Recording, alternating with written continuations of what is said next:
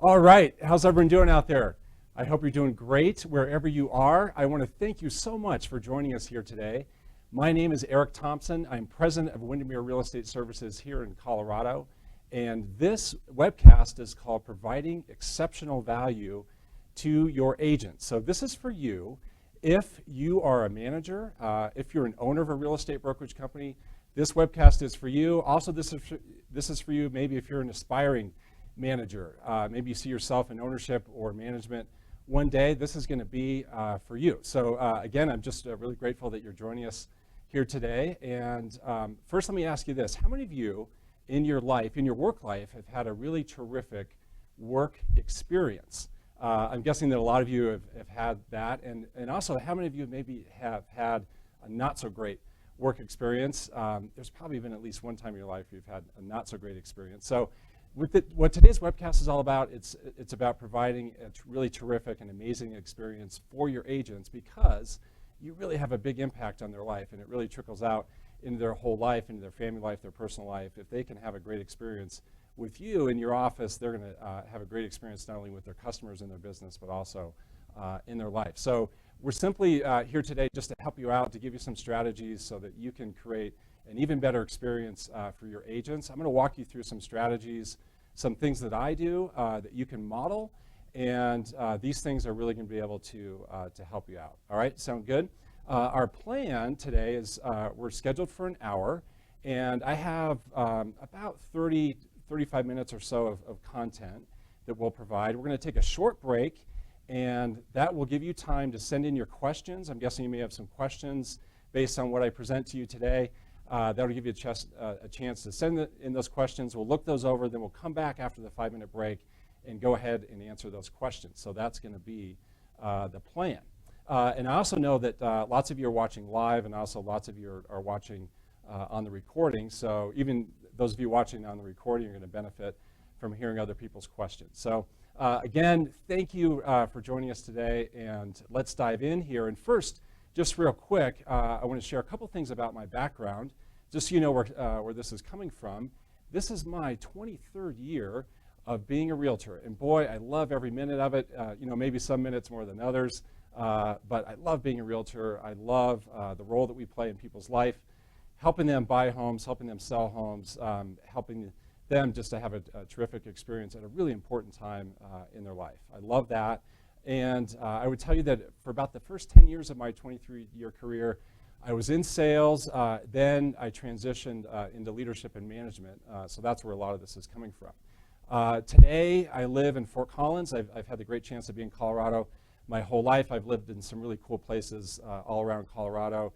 Today, I live in Fort Collins with my wife and my two daughters. We love Fort Collins, and I love living in Colorado. I love being a Colorado native. Consider myself to be really blessed because of that. I also consider myself blessed when it comes to the companies I've had the great fortune to work for. I've been blessed to work for really some of the very best companies in our state, arguably some of the best companies in the industry.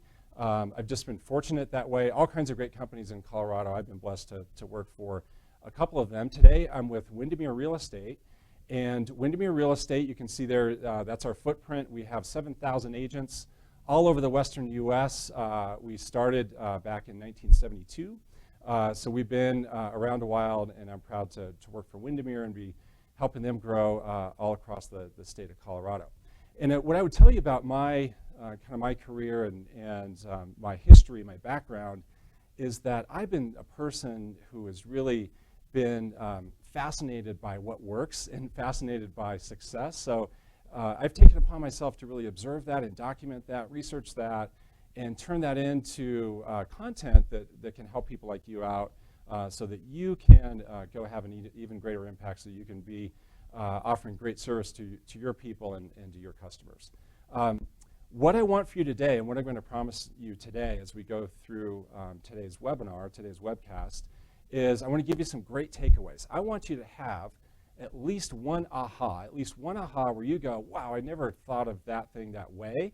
That really opened up my mind. And I want you to have one specific action item. I want you to have one specific thing where you say, you know what, that thing that Eric showed me, I could go do that. We could implement that in our office. So again, I want you to have one aha. I want you to have one action item coming out of today. I also promise you that we're going to have some fun as we go through this, and hopefully that's okay with you that we have some fun. Let's dive in now to our content. And first, let me tell you that I almost forgot about this. A lot of our content that we're talking about today, we also talk about in an upcoming seminar called the Performance Blueprint. At the end of this webcast, I will tell you a little bit more about that. Make sure you stay till the end, because I'm also at the end going to offer up some resources for you, some things that can help you out, some documents and resources for you to help you in your business. But again, a lot of what we talk about today, we talk about in our 2-day seminar called the Performance Blueprint. You're invited to that seminar. Again, stay till the end. I'll tell you more about that. Okay, so where are we going to start here? Let's start with what we want. What is it that we want as leaders, as managers, as owners of our companies? What's the vision for what we want? You know, we have this dream that we pray for. You know, as we go to bed at night, we're praying for certain things to occur in our business, and we have this vision of what we want our office to look like and the kind of experience we want our people having. So what is that? What is it that we want as owners, as managers? Well, the first thing we want some really great people in our office, right? We want to attract and retain some really awesome, some really terrific people. And when we have terrific people in the office, that creates an amazing culture, doesn't it? That it can be contagious. It can just rub off on everyone else in the office. And you know, you could have that one great person that turns 10 other people into great people themselves. So of course that's what we want. We want to attract and retain great people. So a lot of today is about how we do that and the experience that we can create, the value we can add to help us attract and retain great people. When we attract and retain great people, what happens is the office can really be put on autopilot. And don't we just pour all kinds of time and energy into our office to get it the way we want, to get it to run. And as managers, as leaders, boy, there's a lot of demands on our time, right? Our people need us. We're running around, we're putting out fires, we're helping them with their deal doctoring. You know, they have certain situations coming up in their transactions that they need our help with. There are issues in the office that crop up. There are issues with customers. We got to be there to help out. So lots of our time and energy is going into that. And to the point we can get our office on autopilot, that is a beautiful thing. And that can happen when we get really great people in the office. And when we can get the culture right, the office can be put on autopilot, and it can just really reduce kind of the drama that can sometimes occur in an office when we can attract and retain the right people, when we can create a terrific experience for them. The office can go on autopilot. The other thing we want simply is a terrific experience for our people. So when our people are having a great experience in the office, they're more likely to stay there. They're more likely to tell their realtor friends that they should consider coming over and being a part of this. So that's what we want, right? These are the things that we pray for at night, that we can have some really great people attracted to our office and that we retain them, that our office can just be put on autopilot, because I got to put so much time and energy into this thing, and we want our people to have a really great experience. Now, these are the things we want. This is our vision. This is our dream. And what gets in the way of that? There's some things that get in the way of that. There's some common traps that we can fall into as owners, as managers. And I'm going to walk you through 3 common traps that I see, that I hear about from my compatriots out there, from my fellow managers, from people who I know in the industry. And I've been blessed to get to interact with all kinds of managers all across the country, through seminars, through conferences, through different groups that I've been a part of. So this is where this comes from. These are 3 common traps that I see, that I hear about, that other managers put themselves into. Common trap number 1 is there is an overemphasis on cheap, meaning that manager is sitting there, that owner is sitting there, designing their financial model, designing their value proposition for their realtors, and they put much too much, I'm not even sure that's correct English, but much too much of an emphasis on cheap. The reality is this, and the research is this: only 10% of all people put price at the top of their list when it comes to them making a buying decision. So this can apply to retail, for instance. So only 10% of the population, when they're out looking for a hammer, let's say, they're out going to buy a hammer, only 10% of people are going to focus on what's the cheapest hammer that I can find. Everyone else, 90% of the population, is focused on value. What's the most valuable hammer I can find, all right? And so there's too much in our industry, based on my observation, based on my research, too much of an emphasis on cheap. I was visiting with a manager just a couple months ago. This manager was frustrated that one of their agents left their company to go work for another company, and this manager said, gosh, I just don't get it. I don't get it because I'm cheaper than that other company. I don't get why that agent left. Well, that agent left because it really had nothing to do with cheap, right? It had everything to do with the experience. Now, there's a place for cheap, you know, in retail. Walmart has its place in the retail industry. You know, they're always going to attract a certain percentage of all people who are out there looking to buy certain things. But let's not have such an overemphasis on cheap. And that's a slippery slope to get on, right? Because there's always going to be someone else who can be cheaper than you. So that's common trap number one. There tends to be an overemphasis on cheap. Number two, for a common trap that I see managers get into, this is huge, and it kind of ties back to number one. The common trap is there's a lack of clarity. All right, there's a lack of clarity about who you want to be and the kind of people that you want in the office. So I see so often, so frequently, that an owner of a brokerage company will pretty much take anyone. You know, it's kind of the old joke we hear. It's the fog the mirror test, right? You know, if someone has a pulse, then yeah, sure, come on down, be a part of our office. We'd love to have you. And that owner's thinking, you know, geez, if I get lucky, this person will turn into something great. But they'll pretty much take anyone. So they're there trying to be all things to all people. And we've heard the line that when you're trying to be all things to all people, you end up being nothing for nobody, right? And so there's a lack of clarity around who your office is for. So have you ever gotten really clear about the ideal candidate, the ideal agent? Have you ever put that down in writing? I would encourage you to do that. I've actually done that in my office. I have a list of about 22 skills that I look for agents in my office, and I would encourage you to do that. I would encourage you to get really clear about who you've built this place for. Stop trying to be all things to all people. Be some incredible things to a smaller number of people, and then design all of your programs and offerings and your systems and your staff support and all of that based on the kind of person that you've decided to attract.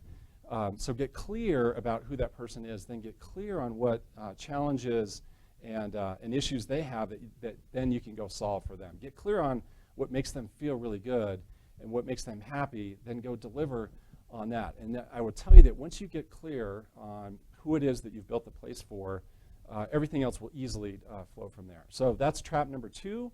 There's a lack of clarity about who you've built the office for. So the challenge to you is to go get clear. Okay, common trap number three is an over-tolerance. And what I mean by that is there's an over-tolerance for the bad eggs. Unfortunately, from time to time, if you look at a real estate brokerage office, there are sometimes bad eggs in that office, right? You're gonna have a bunch of good eggs, but you may have that one bad egg, and that one bad egg can really disrupt the culture. And no matter what you're doing to deliver that terrific experience to your people, to have really amazing systems and great staff and great marketing, and you're doing really cool things, but you know what? If you have that bad egg in the bunch, that can ruin all the great things that you're there trying to do. And so despite your best efforts, that bad egg is going to be in the way, and they're causing the other people in your office to have a really bad experience. So this is a common trap that managers get into, where they're not addressing that bad egg, right? They're not taking that on. They're not working to get that situation to be better. You got to do that, right? You got to step up, and you have to get that better. I would tell you, during part of my career in management, I had a situation where I had a top salesperson, actually the number 2 person in our company, was kind of a bad egg. Was disrupting other people within the company, and we had to make a change there. We had to address that, and I was really scared. I was really worried about what that would do to us. I was scared about what that would do to us financially. That was going to have, I knew, a really big impact, but I just hit the point. I was like, you know what, man, I gotta do this, right? I gotta take this on. I gotta face this. And the next year, our market share soared. Our productivity soared. Our culture soared. We got to a whole new place in just the experience that we were delivering out to our people, and then also out to our customers. So I encourage you to, if you have any of those situations, to go address it. And you don't necessarily have to let that person go. What you do need to do is just let them know kind of what's expected. And if they're acting in a way that's kind of out of line with what you want, what you expect in your office, I encourage you to take that on. Okay, so those are the 3 common traps. On our way to this ultimate dream, this ultimate vision, those are 3 traps that we can get into. Hopefully that helps to shed some light on those. Now, let's get into how we're going to delight and amaze our agents. Okay, so let's commit to just having a delightful and amazing experience for our agents. That's what's going to help us attract and retain really terrific people. All right, so first what we want to do is get clear on what is it that they face. What is it that the realtor faces in their day? And boy, they face a lot, don't they? Especially today. So again, I've been doing this 23 years. I've never seen a market like this. I've pretty much determined there's no such thing as a quote normal market, right? And so what are these realtors facing today as they go out into the world to help buyers, to help sellers? Well, first thing that they face is change. Oh my gosh, there's so much change. Isn't it just amazing how much change there is? Even compared to a few years ago, to look at just for instance the dynamics of the market today compared to just like 4 or 5 years ago, totally different, right? New regulations coming out. Now we have TRID. That was another major change. We have all kinds of other changes that will come down the road from Dodd-Frank. You know, Dodd-Frank, only 60% of the rules proposed in Dodd-Frank have actually been enacted. So there's going to be even more change coming. So these poor realtors are out there faced with massive change. They're faced with no inventory, right? There are no houses to sell, especially here in Colorado, and it's true in many markets all over the country. They may have some buyers, but if they only had a house to sell them, that's a major challenge that they face. What else do they face? They face the fact that they wake up every morning with no guarantee of any pay. I had a boss once. He said, "You know what? Realtors wake up every morning unemployed," and that's just the truth. That's the reality. There's no guarantee of any income for them. They got to go out. They got to make it happen themselves. And meanwhile, sellers are challenging our realtors more and more about their fee. We're seeing this because inventory is so low. Sellers are seeing how quickly homes are selling, and they have what I call the illusion of easy. The illusion is it's really easy to get a house sold and closed, and so that means that they're going to challenge our realtors on their fees. So the realtors wake up in the morning without a guarantee of any income, plus they're facing these sellers that are challenging them on their fee. And the other thing they face are emotions, right? Isn't the real estate transaction an incredibly emotional thing? It sure is. They're dealing with their buyer's emotions, their seller's emotions, the emotions of the other realtor, right? Massive emotions as we go along. So our realtors face a whole lot. So let's first just be tuned into that and understand all that it is that they're going through. So again, let's figure out how we're going to delight and amaze them. So they have this environment. They're facing all these different things. Let's help them out. Let's delight and amaze them. I'm going to walk you through 5 things that I've found that realtors really want, that it turns out that you can delight and amaze your people if you do these 5 things. Okay, so these are going to be 5 specific strategies I'll walk you through.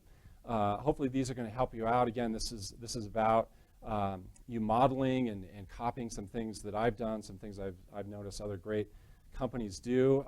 Do these things and you can delight and amaze your people. Number 1 is get them certainty in their life. There are, according to research, according to psychology, there are 6 core needs that every human being has.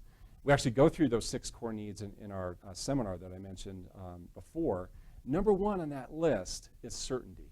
So even before we get to things like love and connection, a human being, first on their list, they want certainty. They want certainty as sure as that this floor is going to be there to help hold them up. They want certainty that the lights are going to turn on in the morning. They want certainty that their car is going to start. You know, human beings just crave certainty in their life. And when they are in a certain environment, when they know kind of what to expect, that allows them to open up, that allows them to do some great things. I see sometimes where real estate companies are not great at providing certainty for their people. Let's look at 3 different ways where you can do a better job, I'm guessing, at providing some certainty for your realtors. Number 1 is with the sales meeting. Now, it's funny, when I ask my fellow managers about their sales meeting, I just simply say, so how often do you have a sales meeting? Sometimes I get, you know what, it's every Tuesday, or it's once a month, or it's once a quarter. Sometimes I get that, and actually most times I get that. But then sometimes, unfortunately, I hear, you know what, it kind of depends. Kind of depends how busy we are. You know, sometimes it's every other week, sometimes we slip and we have to cancel, and we have to go every month, and gosh, sometimes it will go a couple months without one. That's really hard on your realtors. The sales meeting is a great opportunity to connect one another, build some culture, provide great information on what's going on in the market, and get some certainty around your sales meeting in terms of when it starts, when it finishes, how often it's going to happen. So for instance, our meeting that we do in our office, it's once a week, every Tuesday, 9 o'clock to 10 o'clock. We even have some fun with the name. We call it the Hour of Power. Number 1, because that's a fun name. Number 2, because it communicates that meeting is an hour. We don't run over an hour. So get some certainty in the sales meeting. Second place to get some certainty is with who does what. So sometimes you hear that with agents. They kind of say, you know what, I wish I knew exactly who does what around here. And this comes to your staff. So look to create some certainty and some clarity around what exactly your staff does, because sometimes they're confused. If you have more than one staff person in your office, they're sometimes confused about, okay, what does this person do compared to what does this person do over here? Work to create certainty. A simple thing you can do, just print out job descriptions for the different roles in your office and hand those out at a sales meeting. Email them out, post them in the copy room.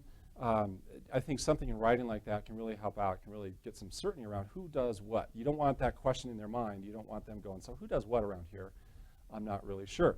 Another place you can create certainty is, so what's expected of me? That's a question that really anyone joining any organization is going to ask. So what do you want of me? What's expected of me?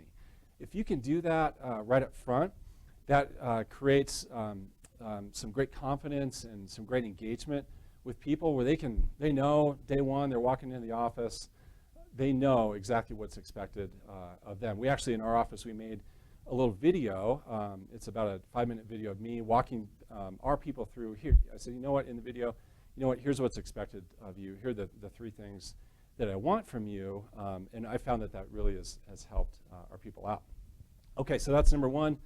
That's certainty. Again, human beings have 6 core needs. Core need number 1 is certainty. So look for ways to provide certainty in your office. Number two strategy on things that you can do to help out your agents to delight and amaze them, I call show and tell. Okay, so there's some things that you can show them, some things that you can tell them that really will help them out. And the reality is, all people, especially when they're in a situation where they're not so sure or they're doing something for the first time, they just want to be shown what to do.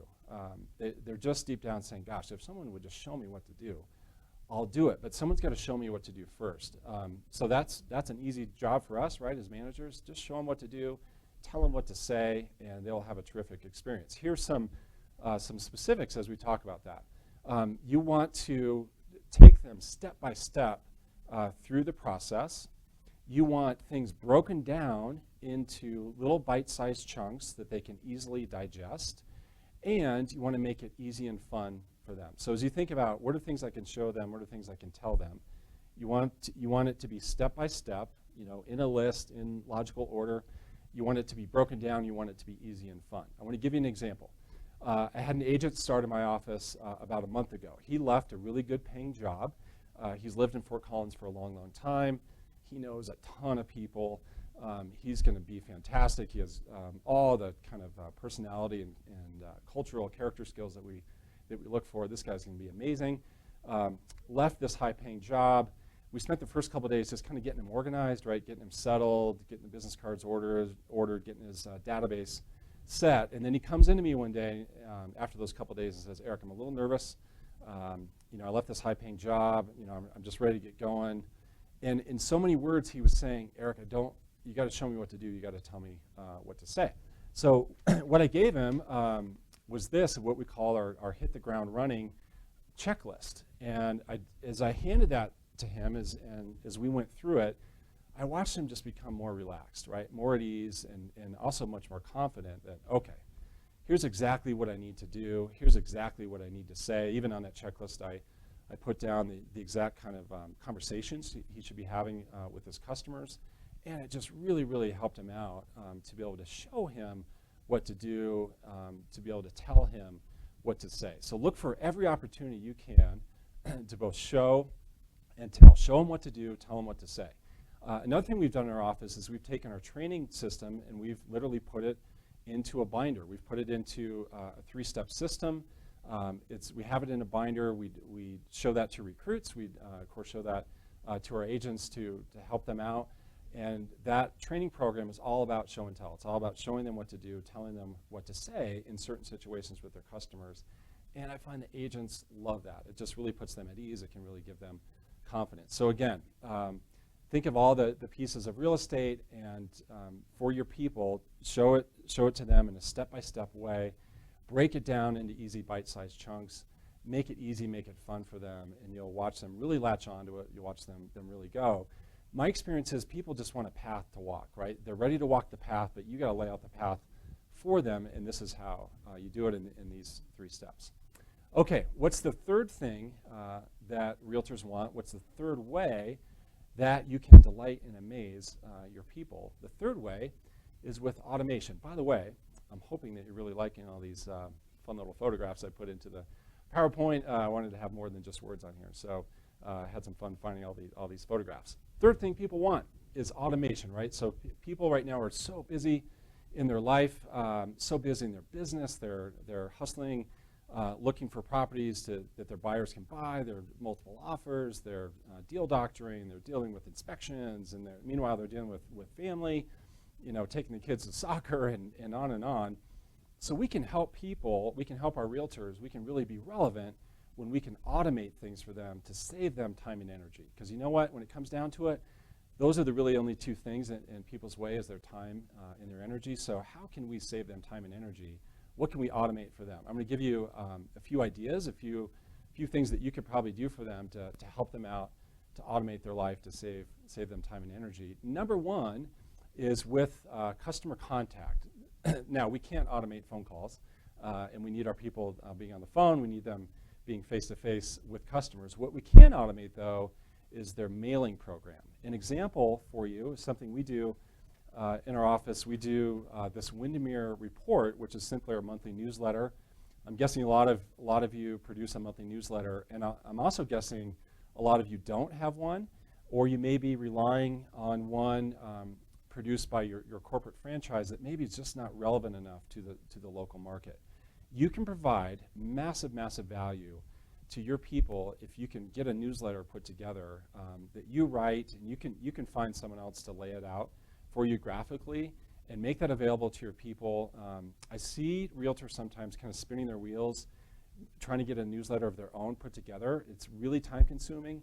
You can do that for them, and they will love you for it. They will really, really love you if you can get together a monthly newsletter. There are also other ways that you can automate the customer contact system for them. Find a way to automate the just listed and just sold postcards. There are other programs out there like Boomerang, for instance, is an automated system where the customer receives in the mail a coupon to local restaurants, local stores.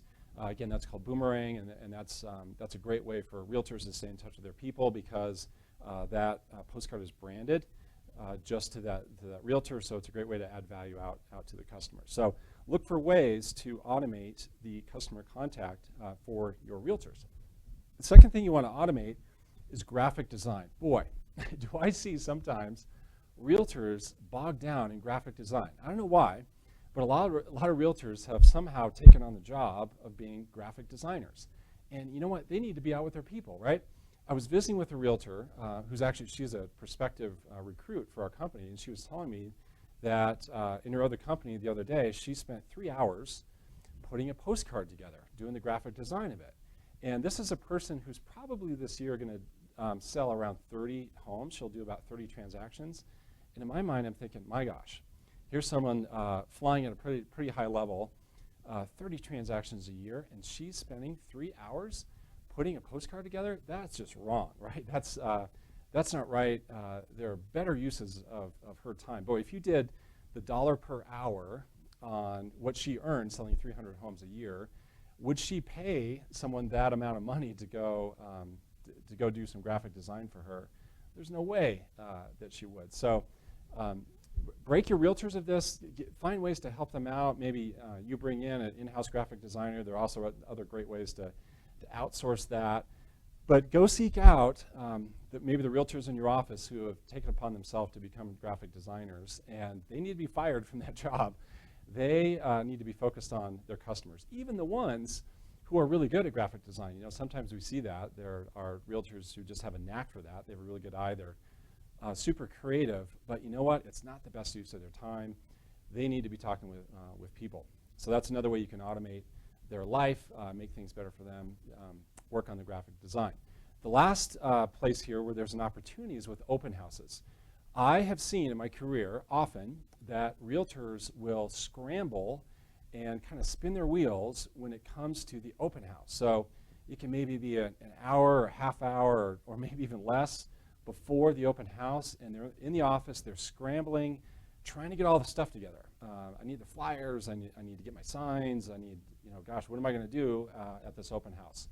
Find a way to make the open house much, much easier for your people. What we do in our office, something that you could copy, we do what we call an open house kit. Every Friday, we have a staff member in our office that puts together the kit of information that our realtors need for their open house. So it's put in a manila folder like this one that's put on their chair every Friday, and the realtor just drops in on Friday afternoon or Saturday morning, grabs that packet of information. Now they have all the flyers, now they have all the collateral they need to have some great dialogue, have some great interaction with customers when they visit the open house. So I think that's something you could do that would be pretty easy. Go create an open house kit for your people, and that will put some automation in their life, and they'll love you for it. That'll really save them a lot of time and energy if you could do something like that for them. Okay, so that was all about automation. How about number 4? Number 4 is expert positioning. And as you look at that pyramid, isn't that an awesome blue pyramid, by the way? As you look at that pyramid, think about the fact that, based on research, all customers know, on average, 10.2 realtors, right? They know on average 10.2 realtors. So if you're a realtor, they know you and 9.2 other people. And the joke is you'd hate to be the 0.2. So the point is, on this pyramid, where do you live? Where does that realtor live on this pyramid? Are you positioned at the bottom as just another realtor, or are you positioned all the way at the top as the one and only realtor, the go-to, the trusted source, the authority on the market? Where do you live on that pyramid? And we need to help our realtors get to the top of that pyramid. With everything that we provide them with, all the information, all the printed material, the technology tools, everything that we bring to them must move them to the top of that pyramid, because this pyramid is really where it's at when it comes to attracting great business for customers, because the customer has so many realtors to choose from. They have so many agents out there to pick from. To the extent that we can get at the top of that pyramid, that's how we attract the business. So you can really help your people out by getting them to the top of that pyramid. So here's some ways you can do that. Help them with this question, how's the market? So this is probably the most common question that a customer asks of a realtor. They're going to say, so how is the market? Boy, I'm reading a lot about it lately. I'm seeing a lot of news about it. I'm watching TV shows about real estate. How is the market? And a common pitfall I see from agents is that they'll say, you know what, oh my gosh, it's crazy. The market is crazy right now. Well, you know what, that's a bad answer. That's not a good answer. Customers don't appreciate that answer, and they may be thinking, well, really, I wonder if you're crazy, if you're viewing this market as crazy. Why do you view it as crazy? Why don't you kind of have it under control? Why don't you understand the market? We need to help them answer this question by first giving them some great stats and facts. So what customers love to hear when they ask this question, they love the response of, well, I'll tell you exactly what's going on in the market. Here are the stats. So our prices are up 12.3% year over year. What's interesting about that is that the long-term average is 5%. So my gosh, we're almost triple the national average, right, or our long-term average in terms of year-over-year price appreciation. So that's a better answer than, boy, it's crazy. So help them with this answer. Another thing that customers like to hear is they like to hear experts cited. So if the realtor can say, well, I'll tell you what an expert says about our market. I'll tell you what this economist says. Maybe you cite Dr. Lawrence Yun, who of course is our NAR economist. That's a great answer. Again, it's crazy is a bad answer.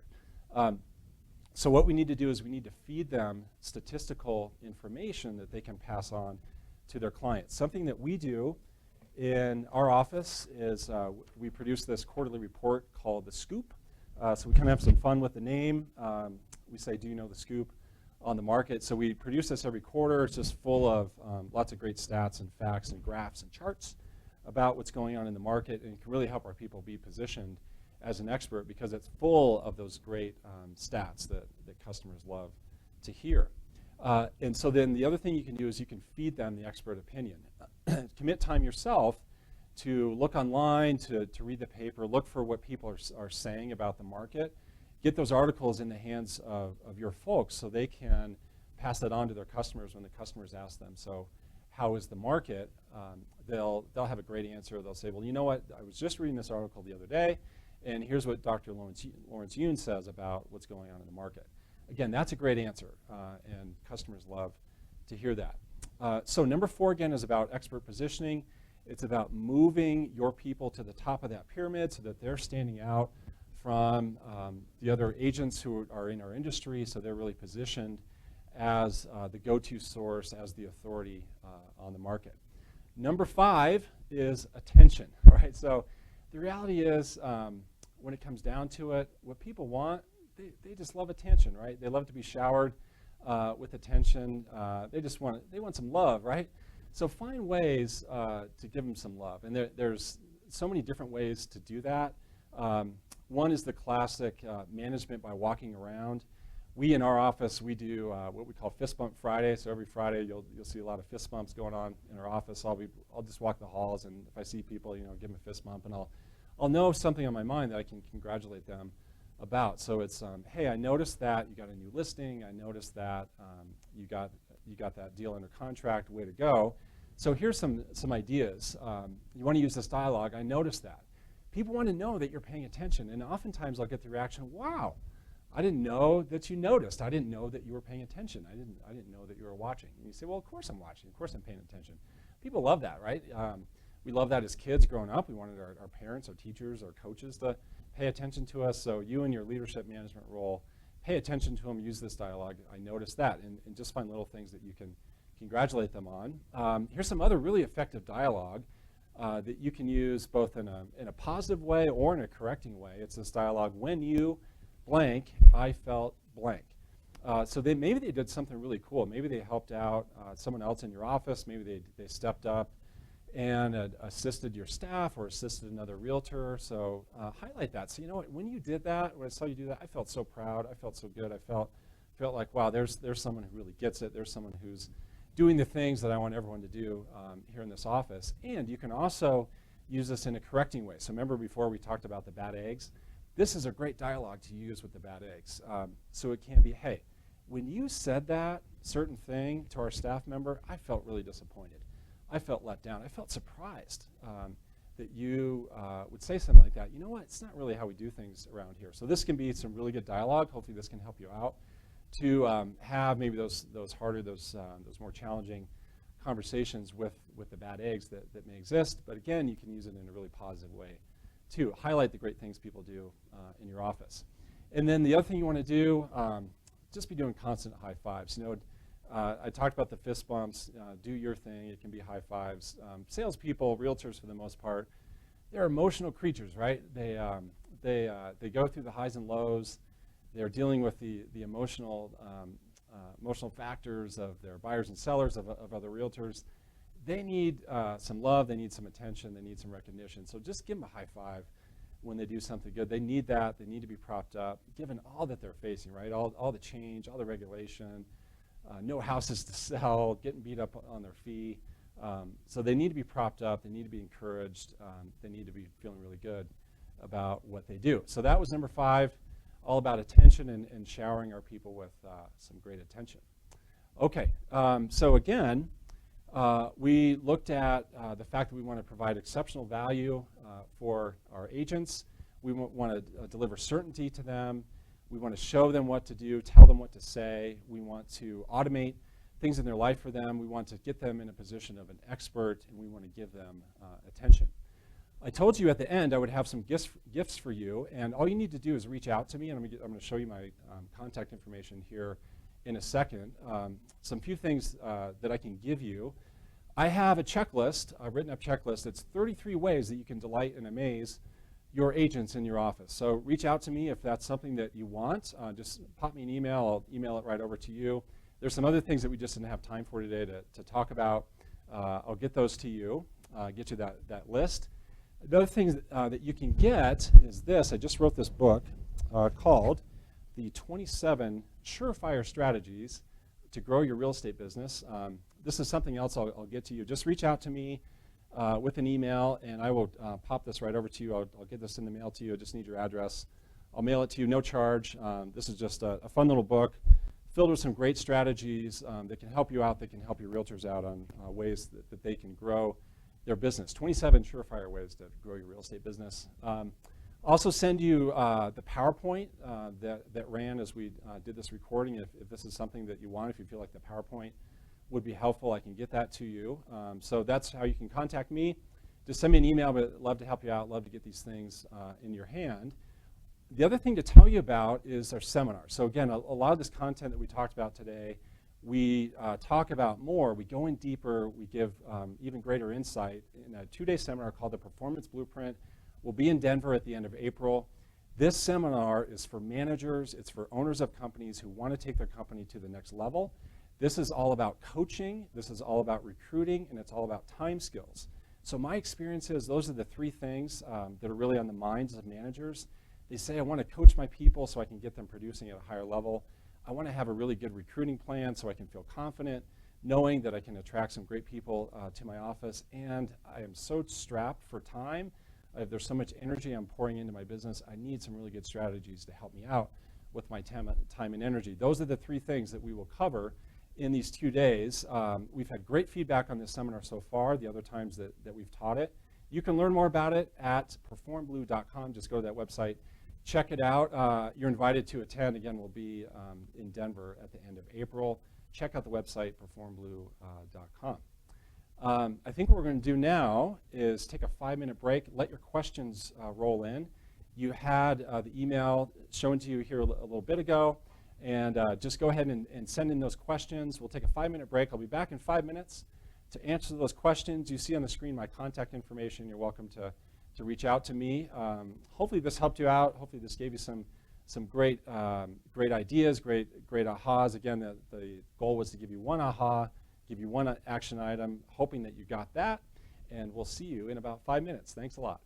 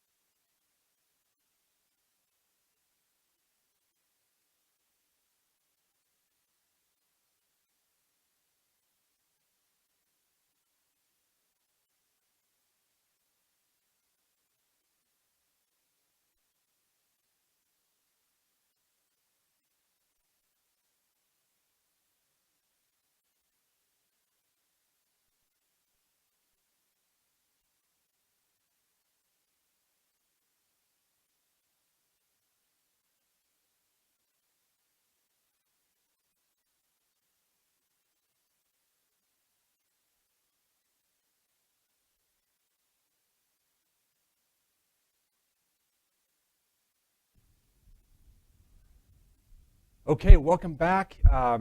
Thanks for hanging in here till the end. And we did have a few questions come in, and I got my handy-dandy iPad here to read the emails that came in. So let's roll through some of these questions in the last 10 minutes or so that we have left. One question that came in is, in your opinion, Eric, why do agents leave companies? Why do agents leave companies? Well, one thing I can tell you and why they don't leave, based on my experience, is I've never heard of an agent leaving because of the commission split. Okay, I don't see that. What I do see, let's see, the few things reasons why agents leave companies. Number one, they leave because of change. When there's a lot of change put into a company, too much change at once, too much big change, agents hate that, right? And that's when they start bailing out. That's when they're going to run kind of for stable ground. I think it goes back to that certainty comment that we talked about. That's the number one core need of every human being is certainty. So when you infuse all kinds of change and you take away that certainty, that puts people in a really uneasy, really uncomfortable place. So that they are going to flee from that. They're going to jump. So what does that change look like? It can be a change in people, maybe a change in staffing, a change in leadership. It can be a change in policy. It can be a change in system. Okay, guys, we used to do it this way, and now we're going to do it this way. And if that change is just too drastic, that causes people to leave. People also leave when they get crossways with staff. They leave when they get crossways with management. They leave because of a perception of poor leadership. If they believe that someone's just not a great leader, there's no vision there's no culture, they leave because of that. And you know what? They also leave because of the bad eggs. We talked about bad eggs before and what that can do to your culture and the horrible impact it can have on your culture. And bad eggs can cause people to leave. So those are some reasons why, based on my experience, why agents leave companies. Here's another question that came in. The question is, there are a lot of new people entering the business right now. Boy, that's true. Lots and lots of new people coming into the business. What's the best way to help them? There are a lot of new people are entering the business right now. What is the best way to help them? I think I mentioned before that my experience is people just want to be shown the path. They will walk the path, and you have to show it to them. We can't expect them to create their own path. So what doesn't work for new people, of course, is just throwing them in the pool to see if they swim. Unfortunately, I see that a lot in our industry. It's really a shame. It's too bad. So what they need, or what new people need, is they need a system to work. They need to be shown the steps. So I think it goes back to our show and tell comment. Show them exactly what they need to do. List it out step by step.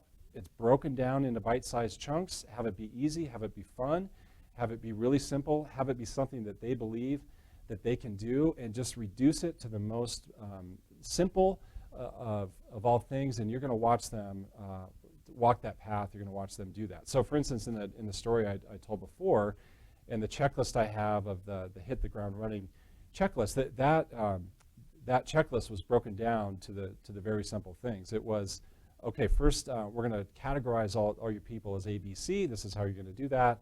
And then you're going to pick up the phone and you're going to call your A's, and this is exactly what you're going to say to those people. These are the exact questions that you're going to ask them.